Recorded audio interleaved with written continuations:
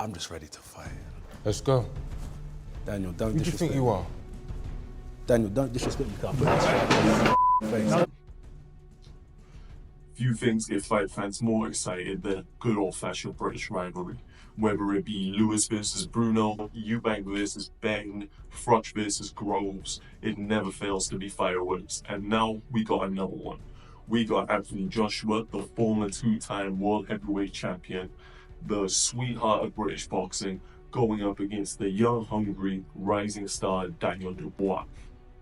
With both men in the form of their lives, this is more than just a fight.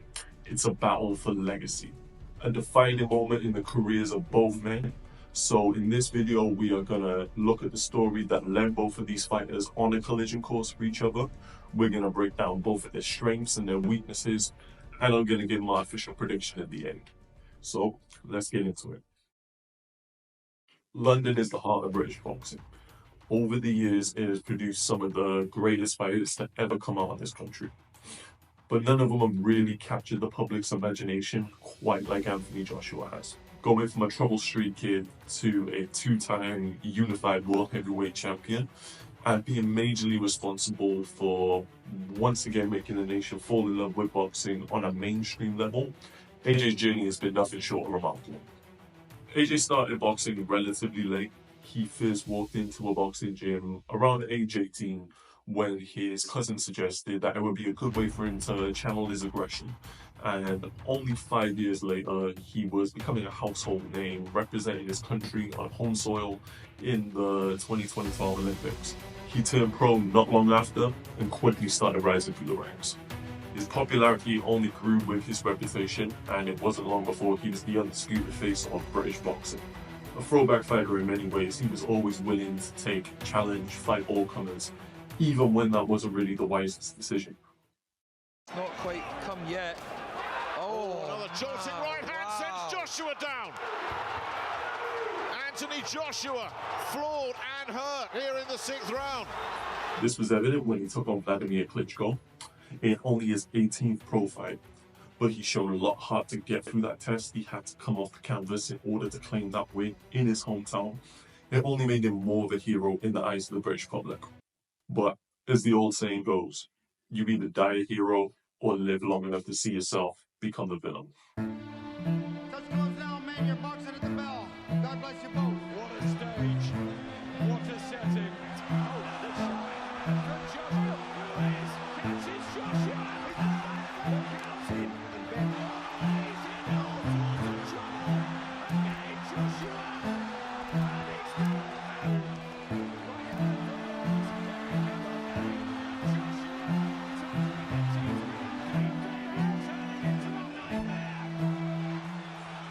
On AJ's first ever fight in the States, his American dream turned into a nightmare when he was the victim of one of the biggest upsets in boxing history when he was stopped by Andy Ruiz. He did avenge that loss, but back-to-back defeats to Alexander Usyk only added further scrutiny to his legacy. Fans turned into haters, and many believed that he was just a hype job and didn't have the chin and the heart of a true champion. Many people even suggested he should just retire altogether. Anthony Joshua can dispose of the MMA champion. It is lights out. Wow. Anthony. After these defeats, AJ took some time to rebuild. It took a while, but he started looking really impressive in doing so. In each performance, he looked better and better, knocking out the likes of Polenius, stopping Otto Wallin, and knocking Francis Ngannou out cold. Like I said, he looked amazing in all these performances, but the big question still remains, can he do it against a world-class opponent?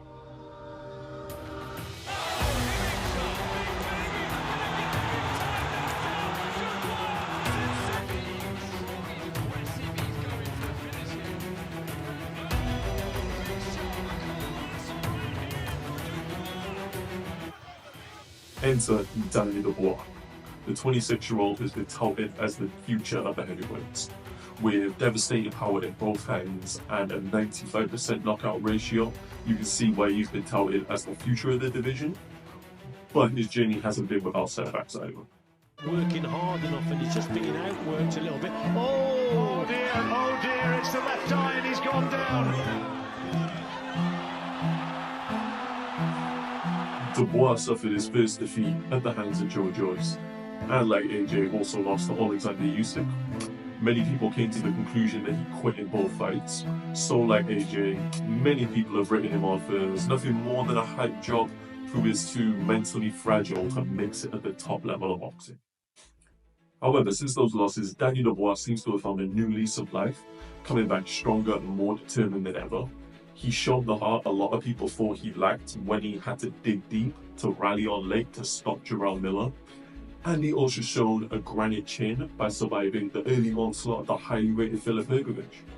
And now since Usyk has vacated the IBF belt, Dubois has now been elevated to official world champion, and he's going to make his first defense against Anthony Joshua September 21st, Wembley Stadium. The stakes for this fight could not be higher. You have the winner who's going to be propelled to the top of the division, and then the loser is just going to have their doubters and their haters vindicated. And with both men known for their knockout power, as well as having a less than amicable end to their face-off.